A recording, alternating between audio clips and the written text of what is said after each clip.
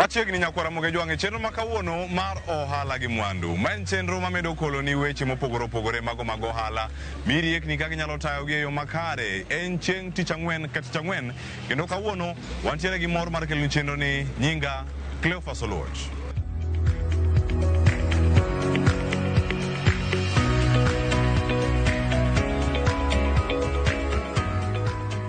Kawuono nyakwara moge jwang' wachako kae chenro mar ohala gi mwandu kawa menyo ja ohala matuklu mabende osebedo kanyo katimo ohala e counties mopogore opogore kaluwo nyaka e county ma Nairobi. Kawuono ka wabet kode piny komiyo wariekni mantiere godo kotenore kaka ohala itimo e counties gi. Mano moting'o mano mar Feri mabende wuok Luanda Kotieno kochomo nyaka e county ma Homa Bay e dho wath ma Mbita. Ma en ohala manochako e yo machal nade. E weche mag hotel kata mago mag rwako welo bende osebedo kotimo kendo tayogi e yo makare. Riekni gi gin mage. Kawuono wawinjo sigan Sam Wakiaga kotenore kod weche mag ohala mabende osebedo kotayo e piny Luo mangima.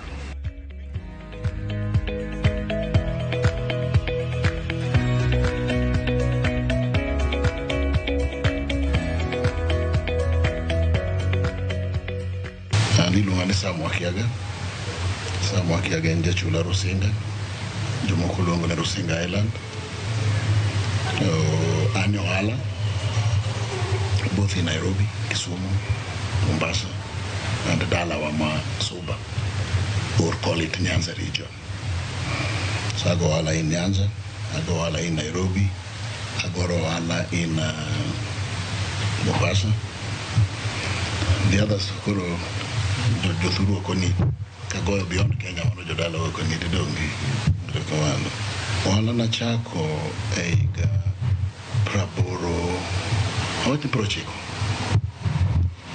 So chako no wala eiga prochiko no yudo katiye serikal. Tena tiye serikal na tiyo Coast province. I worked in Tana River, Lamu. Then I was posted back to Nairobi.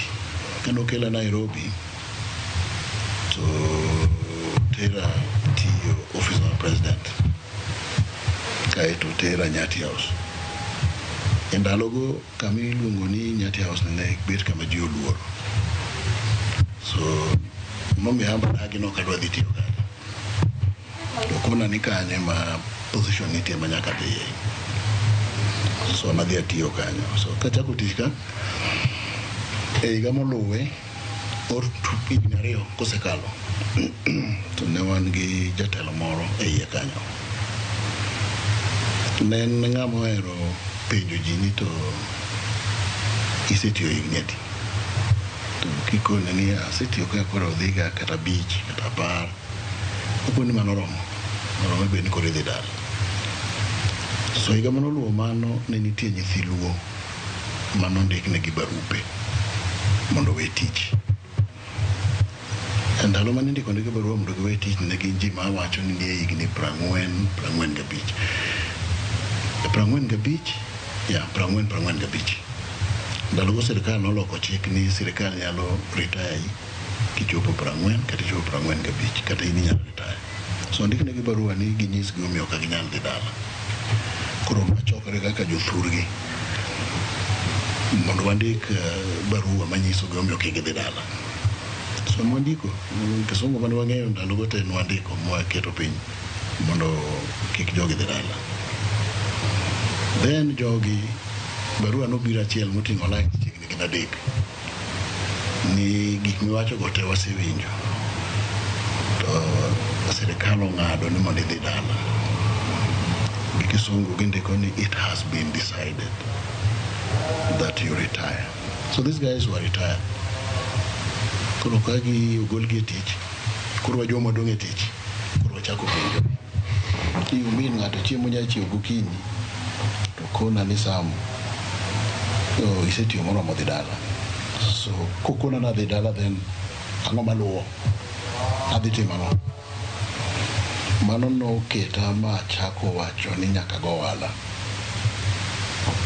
So mondo mi nachako ohala nang'iewo mitok serikal moti.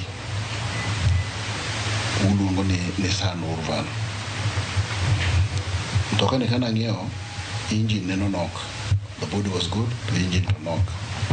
So nothing mangeo engine in Uganda, Kampala actually. Akete bus mo ni longa na kamba. Kela Nairobi ka atuwe mitoka toko chako tiyo. Kura donje penjuro kariyo, ado donjo alamane. Donjo and matatu, kosa donjo and tour. Kana ngi teach manatimo e serikali matatu no kanyago kech buro dwaro no odhiambo kinyi adhi chako to gitimo mano mi adhi and tour mar ting'o wasungu tatero Masai Mara. So mtoka marangeo ni naloso ina atua vieko kaya chako ting'o wasungu katero Masai Mara. Fortunate or unfortunate, hayo maber kata hayo marach. Bomb notimore ka eri mar nuluwe nango sam 98 ka bomb otimore an gi mitoka Jamerko oro FBI ka mondo non jomo goyo embassy margi. So they hired my vehicle, one of the vehicles manegi kaw ne jogegi. The process no nonyuolo na mitok to ariyo kendo. Pesa mano chula at that period ka investigations gi norumo no mi adhi Dubai mang'eyo mitokni ariyo. Kora bedo full ohala mar tero wasungu Masai Mara. Kae to question mobiro mar ariyo ni to abed mana ng'ama nie transport industry kosa bedo ohala mamba kelo wasungu. No mi achako atua farm. Kora bedo gi tour company tabedo gi transport company mating'o wasungu katero Masai Mara.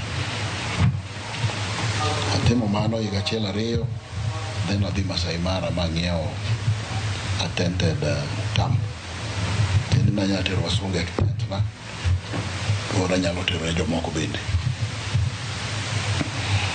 Ora na go higni mae ne makoro nyuolo ohala muluongo ne Rusinga Lodge. Rusinga Lodge neno ohala manolosi gi musungu ema nokwongo gere kae tang'iewe kuom musungu no koro. So awuok koro e tero wasungu Mara koro abedo ng'ama ambi kelo na wasungu e otenda. Okamp man go Mara cha ba chaka tere maga to jibe kelo na ai Masai Mara kuro. So nago ohala no to ndalogo wasungu kende mane biro Rusinga Lodge. Wan joro tenge ka wan ok wadhiye. Koro ayudo ka an wuon hotel to jodala wa ok nyal biro tenda. So mondo na yawe ne jodala wa ne chuno ni nyaka tem gik moko mabo miyo jodala wa bede. So ka yawo go mondo koro jo Kenya moko wasunge ma ok biye. Yudo ka jomoko biro nyaka gi drivers magi gi tour companies kelo drivers margi to kuma gininde onge. That story nonyuolo Mbita Tourist Hotel. Mondo mi ayud kaka serve the segment machielo manene piny kani. Chon Rusinga Lodge gima nwatimo ne en wating'o ji wago Wilson or Masai Mara. Watero gi ndege. Walande i hotel. Idaki hotel wachako kayo gi ndege waduki Nairobi. Or waduki Masai Mara kuma nwagoli. So mondo jowa malokol biye nikech gin giriembo mitokni gi. In gi drive.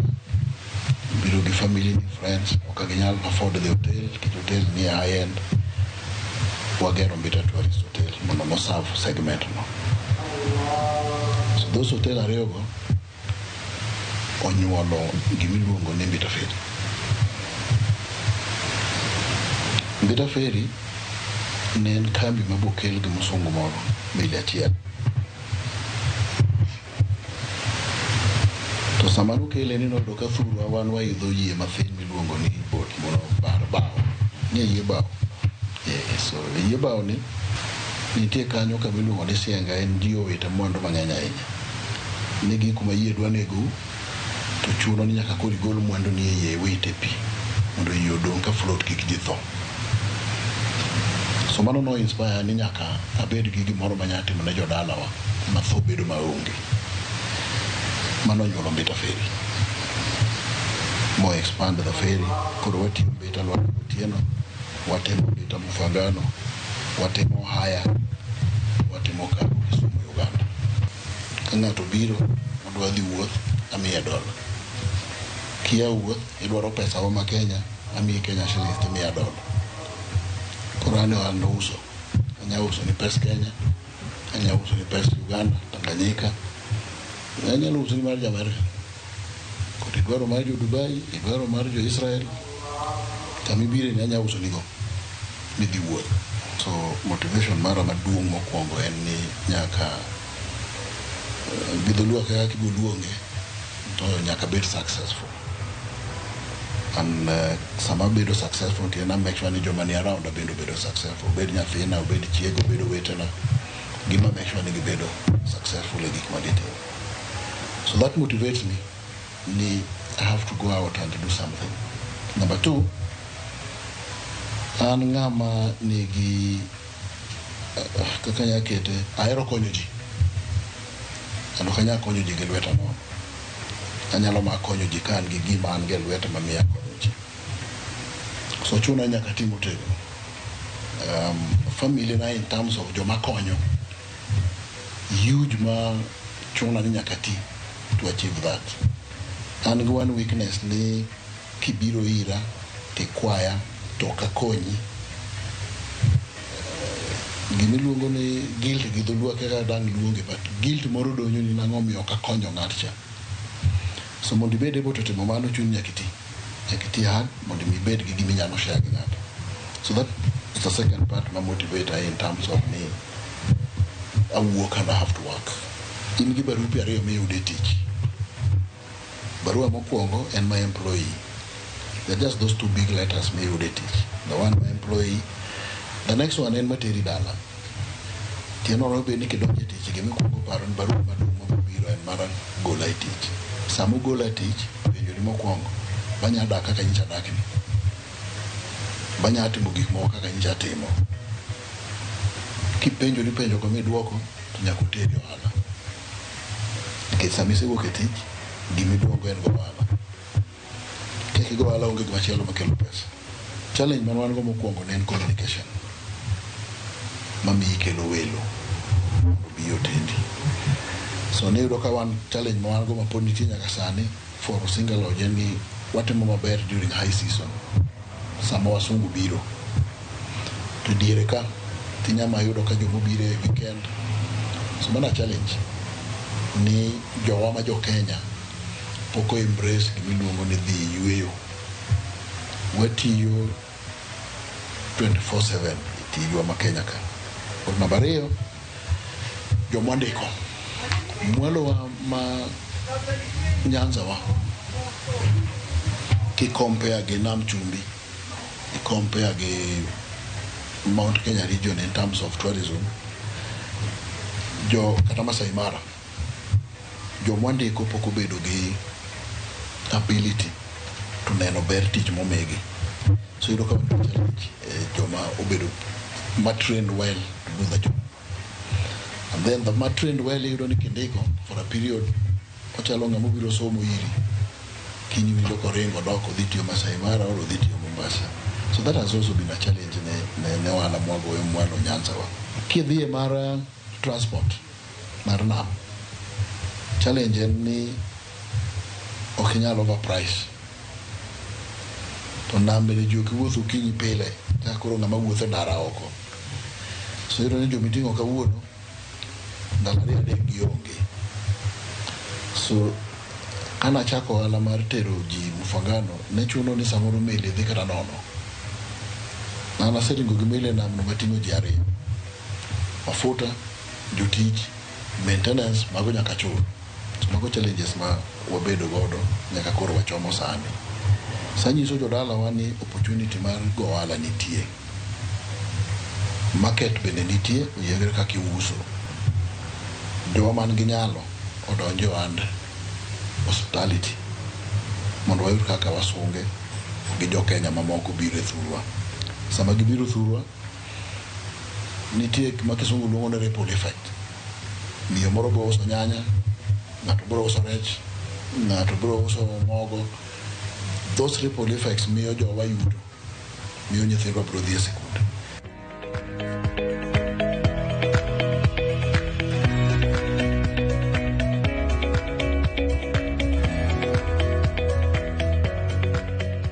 Wasewinjo sigand Sam wakiaga nyakora Mugejwang kende thuolo ni wadaka oyweyo machuok ka aduogo ka kod jawala mar juma kik idhi mabor.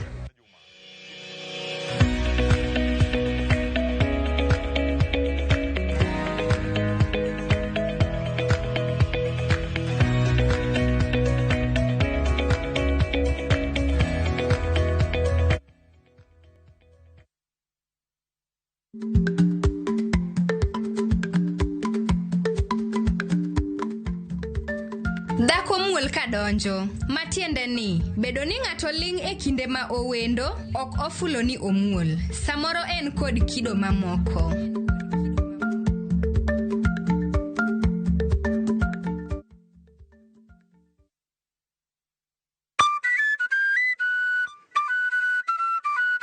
Nitie sigana e tok thum moramora, kendo nitiere wuoth e tok jathum moramora. Baba na uchako puonja thum 96. Waromo gi jothum mag piny luo matene koda mago manyasani. Yuwini mano chaya sane bande.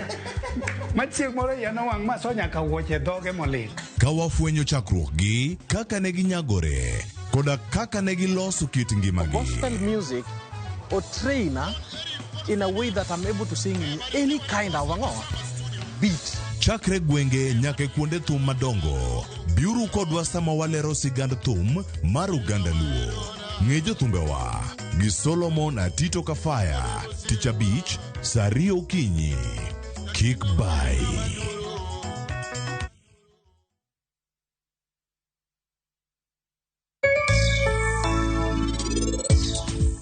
Nengo mamiyo, inikelo parikai. I hate that guy. Ing'eyo maber ahinya no kado winjo kiwayo marach kuom. Anaso chini dinga nyano kaero nyakono tang'o miyo kido winja, eh? No kasole ka. Ng'ama no sole? Abenda kia.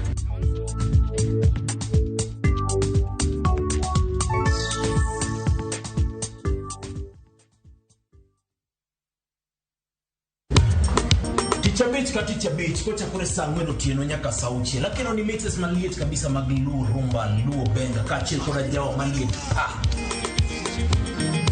kowuok e ondamo 107.1 FM kar chuny jaluo kapela nako ni wang' ne kawado kocha nyaka wang' jowi mari mar Ramogi TV Rungani Ohand sama breakfast Gani DJ ko local instrumental Toko dan Solomon Atito Kafaya gudi Kawa wachoni ma en Ramogi Night Disco Kete manaka Erika kaero jawar mama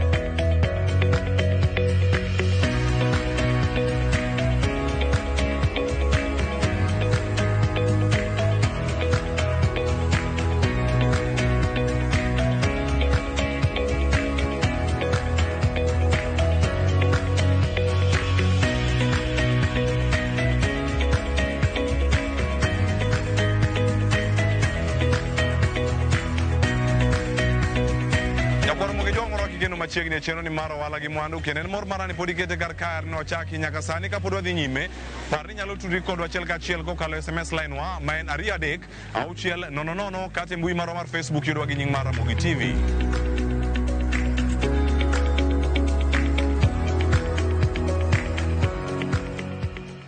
Kawuono e cheno mar wala gi mwandu warango jahala mar juma ka en nyadendi mosebedo katimo tich makare kaunti ma Kisumu kalure kod jogo mosetimo kode ohala kata jogo man machiegni kode e kinde mokalo nwamenyo e lige mamoko to sani wayudo thuolo mar bet kode aluora ma kar dak ma Lendu e kaunti ma Kisumu masigand Emily Angila oyawo kare mano mar uso pi en pi nyakwara Mugejwang' ma bende uso ikete chupa tiore ute mag uso gi mopogore opogore moting'o mago mag supermarkets kod moko bende matindo.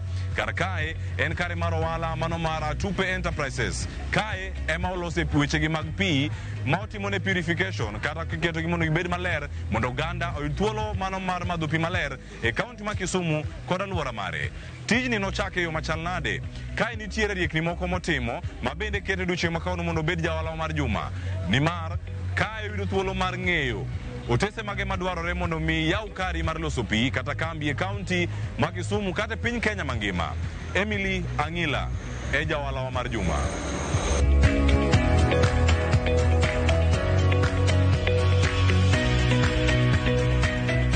An nyinga Emily Adhiambo Angila, nonyuola e piny mar Migori County, kama Gambo Central. Koro dalawa chiegni gi Rongo Town. In fact, ka in e stage to inyalo neno kama dala nitie, ok wabor gi Rongo. Hatupe Enterprise Limited yudore e piny mar Kisumu, gweng' mar Kano. Kama wantiere ni iluongo ni Ora Village, to wang'ere ahinya gi Alendo. Koro Alendo yudore between Nyamasaria to gi Rabuor. Koro ka intiere kanyo ikwongi kadho kia gi Nairobi, wantiere Nairobi Road. Koro kia gi Nairobi side, tikwongi chopo Rabuor, then ichopo Karwa. Hatupe kia gi Nairobi side, it's on your right. To kia gi Kisumu town, to it is on your left. You'll just see en gorofa maduong' ma be jomoko changanya ni onyalo bedo mosque, but en hotel. Ohala mar pi was not even part of our idea. Ohala mar pi nobiro along the way. Gima no leader to decide mondo aus pi, nwa kunyo pi. To kanwa timo pump testing report, to pi no settle at 5,000 cubic liters per hour. That is really a lot of water. Ma kano ng'iyo kata ni kada tiyo kode Airbnb, to kata ba tiyo kode ot, to yudo ka pigni podo ng'eny. Ma koro a lot of it dhi bedo mana to waste. Koro we have to be creative. Wacho to pigni wanyalo time nade. Ere kaka wanyalo make use of piwa ma wantiere go omit. Kanyo mane koro wachako ng'iyo ni to ere kaka wanyalo dhi, ere processes mwanyalo luwo mondo ka wayud pigni. Mano wachako gi jowarma, mwandiko negi barua mane gidwaro, iket the board of directors, iket all the details mane gimiwa mano nego beni wandiko negi. Mwandiko ne jowarma nomiwa go ahead. Then from there, wachakwa dhi Kiwasko. Jo Kiwasko ema chiwo pi kadhe Kisumu Water. Gwene ma gichiwo pi area ni. Koro jo Kiwasko, I had to write to them a letter requesting for, iluonge ni letter of no objection. Koro I wrote this letter to them. Magi bende gibiro, magi timo their test, mondo ging'in to where is between kama wantiere gi, where is their next spot. To negido ka wabor kod imati. Mane gimiwa go ahead. Magi ndikonwa that barua of no objection. Then from there, kuro wachako paro kore mana step after step. Kose ya giwarma, watiko Kiwasko. The next thing was KEBS. Kuro KEBS kano biro gibene gi processes, gi details, gi mane gidwaro, gi documents. A lot of documents were needed. Mawane wa present, magi bocha kwa kaupi moter Nairobi, mobido tested twice, to jo KEBS benu biro mo kaupi, magi bedo godo 2 weeks. E lab gi, ma report no wuk ni piwa ler. Ma jo KEBS no miwa certificate, momiwa license ni we are free now to sell the water. Then kapo kichako kanyo, it's really been a tedious process. Mondi choku kanyo. Kisitiko hijo warma, itiko hijo Kiwasko, the next thing KEBS, and then koro KRA. Mondo wide excise, because this is an exercisable goods. Koro kwa chako, wachaka di KRA. Nigimia gik mang'eny mane dwaro. Kachil kumgi, nidwaro title deed mar this place, ama lease agreement, idwaro certificate of incorporation, KRA PIN, idwaro insurance, this place had to be insured, mar Pino, idwaro certificate mar jo KEBS or license mar jo KEBS, idwaro kendo labels, mabe ok ne chiera chiel, itero gi kakineno gin kan labels mar 500 ml, all the units ma they use of 5 liters, 10 liters, all of them. And then gidwaro ni ichiw the processes kaka work from the ground mubi, those processes you have to table them, And then gimachelo ni dwaro oko kacha cha picture manyiso ni entiere kanye. You have to present how it is appearing on the Google map. Kangato dware ere kaka kuro gigo te nyaka niketi, that means that's this place be nyaka nwakete mane Google. Kang'iyo area kae ni na realize ni ji mang'eny modho pi mar Kiwasko. But ingini samoro kidhi kamoro, it's also good also to change the livelihood of that community. Make an impact. Kuro impact mwadwa ni wameka ni musimiwa the driving force. Mondo wachako wala mar pi. Makungo wacho kabisa ni pi neng'eny. Meng'eny mana neno kagima nyalo timo godo onge. Yeah? Katakana dhitiyo kode to an extent, but majority or a lot of it ni podi dhirant waste. Amo beda bede ibur kanyo to ni nyalo make money out of it. To an being yanja biashara matimo mage I believe in getting a coin here, a coin there, 50 shillings a leoni, 100 a rooms, kamano. Kaketo gi together, it gives me something. Koro maeni, anano kama this another, dini korangi water. To antiri location marwa waching gi town kai. Ka beoro ja bedega sana. To no company machigni mabini loso pi. Mano no miya jingu mwacho ni kare wanyalo time. Already wan gi pito pi beng'e to pi meet. Why not? Capital anyalo wacho ni a lot of it ni in savings. Yeah. A lot of it and gi parents moko mabe no sponsor kidogo, but majority no work savings. Challenges ni mokongo kichake mondo katibed mondo jiongei oko kama iguseno ni ongeni be nitiere pi moro ni Hatupe. Man has been a big challenge. Makoro nyaki find ways njo ere kaka anyalo donje chiro. Kichami donje chiro nitiere jo mese bede chiro ni man gi group gin gi clientele mang'eny. An pigani ere kaka pigani be angatere kama opangi kidonje supermarket to uketi gi mopogore dasani ni kanyo, Keringet ni kanyo, Aquamis ni kanyo. Mara ni ere kaka dhi penya ka. Hibiro kate gwen kama wantiere nti jomoko be uso pi aero, wan gi Planet. Ere kaka jogi gin gik mosebedo ka jomadongo gi. Gin companies mosebedo ka igini. An ere kaka donjo. Koro donjo mondi penya market ma ibi bed known. Ni ibe you are existing. That has been a big challenge. But how we are overcoming? First of all, wasetimo a lot of watemoga market ourselves. Gipi the 500 ml. Kicheni ido ni most households in the lowland will change. Jugs manuantire ot manwa ologudo pisani gibedo obsolete in our houses. Ido ka most households kata in managi oche mubiro wela par tidingio carton mounting of 500 ml. Kich hygiene part of it also. Koro the world is also changing. Koro mane pi mosebedo ga kwatiyo mang'enyo bede kanisa kamaliete nitiere watemo mondo wayud orders go. Koro from then kich samaji ni eliel isavo ji mopogore. Lielo timo igurube mopogore gube mopogore. Koro kanyo man has been our thing mosebedo ka konyo be e marketing piwani.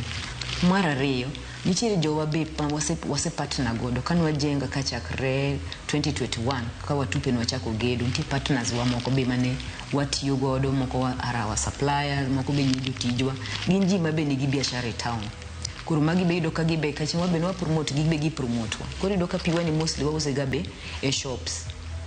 To moko nga wacho ni functions to gi shops gi refills. Yes, kuru challenges moko mabe we ani will godo mano nega mention we have a big gap in Kisumu.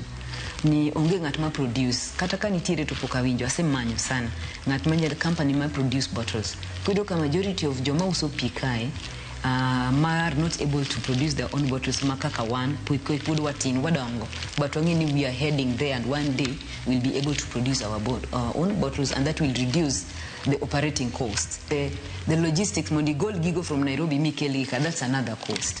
Makaden gi manyalo bedo ni nyalo ido gi locally would reduce. Yeah. And then another gimakuro ketwani kata despite challenges gumondo waendelea. First of all, ing'ioni wapenjireni to kanu wachako ama ana kaka Emily kana chako katone an kanyo. Ere kama ai, to ere kama anti sani, to ere kama dwana dhiye in 2 or 4 or 5 years time. Kurumano gigo kite kaito kichaki ng'iyo the amount of income misekete, the capital investment misekete pi ama biashara okidwar weyo. Kiwacho to pesa gitete maseketo. Afadhali aendelea. Kipara kumia gigi miseke tukanyo. mano kende is a driving force ma keep you going, or you don't want to give up. Lesson maduong mokwongo ni put your house in order. Why? In terms of gik midwaro. The office kendi kidhi ir ng'ato nadwa timo kama kama. Mokwongo ng'iye ni to pigni e ong'eny marom nade. Kigichak gimoro kaito ndalari adek iweyo. Make sure ni gik midwaro mag government policies. Nikech KRA be is on our neck. Onge gima ing'iyo gi jo KRA kaka these accessible goods. Juice, pee. To keep penjo gi most of the things, gibro wacho ni kana penjo, at least I asked some people, why are your eyes on this than any other business? Then first of all, water is considered, this bottled water get considered as a luxury, kata juice. Why? Juice I can make my own fresh juice and nakunywa si lazima ninunue yenu. Ibe anyalo tuomia ora, kairo tachwake, kairo chiko markoth tamodho. Okay? Koro sami bire pigni ngini idonje wala ni adwa usupi. Onegatima ngo. First of all, ingi capital midwa chako godo kich ng'iyo even the plant itself, the arrow machines, the stainless steel tanks. It's not a joke. Kuru, make sure you have enough capital for that. And then muhimu government policy. Toka maintiri accessibility, how do you access the market? Wala marpi, it's something that I will think. If I was to start, kanipoka involved, I would think it twice. It's not for the faint-hearted. Otek, okay, wala mora ma. Mane momi ujimang'enyo kusbise penjori. How many companies mawango malosopi? Kate gwenga chia. Kipenjo Airbnb sa di mili mani kai. Airbnbs, we have over 700 Airbnbs in Kisumu alone. Ng'enyo. Nikechwa wala majite nyalo timo, but jiadima usopi. Koro ne joma dwa chako wala, nyimine na kata uwiti na mantiri okoka, to dwa chako wala mar pi. Anna nyalo nyisi mana ni mokwongo tim investigation mari malong'o. And much easier sama in pigi mikunyo idalani ama mikunyo kamitiye. It's much easier nikech koro I avoid issues mag logistics mag chulo pi, kokichaki beauty purify and all that. Kaingi capital, it is something that you can go for. However, involving it is nyakijitolea. Okodwar kichodwaro ler, kichma ingini chiemo madhie idhano. Ler nyakung'i nyakitigi jo public health, majogi go from time to time, nyakingini ingi food handler certificate ma is renewable after every 6 months. Nikech itiyo gi ji, kantiri jatiji moro matuo, mineno kata iye kayo, kakiki iye mondo donje pi nikech you never know. Samoro nyalo affect ji. Mar ariyo, wala mora nyakimiri time. Wala chalo aero gachiwo ranyisi gi nyathi minyuolo matin. Ni nyathi kinyuole to kao time. En jadweche adek, ochako lak, ochako wuotho and all that. It's the same go wala. Unge wala michako dichiel. To ipong gi clients, ichake kawuono, to pokada joma launch biashara. Chieng mayo launch ene majing'eny. After 2-3 days, iwanda nito jogi ni kani. Koro, wala mora miri time. Kik chunye jogi, nikech nyalo chopo kamoro ma challenges beng'eny, nyalo chopo kamoro, in fact, the first few years, ido ka pesa michulo kata jotich, miran godo the place, ama ni ufuki. Kidwa yudowa Hatupe, wantiere gi ways mopogore. Mokwongo, inyalo contacta direct e mobile number an simba ok private nikech anja biashara. Koro simba ayudora e 0721 169 839 0721 169 839. To wan mane yu kaini ki kalo ki di Nairobi, wantiere Nairobi Road. Onge chieng' minyalo kalo kokineno kama Hatupe nitiere. Kise kalo Nyamasaria, kia gi Kisumu, tibira mikal kama petrol stations te nitiere. Then nitiere kama police traffic chungega. Kitieko kanyo, nitiere gorofa ma white on your left, badi korka cham.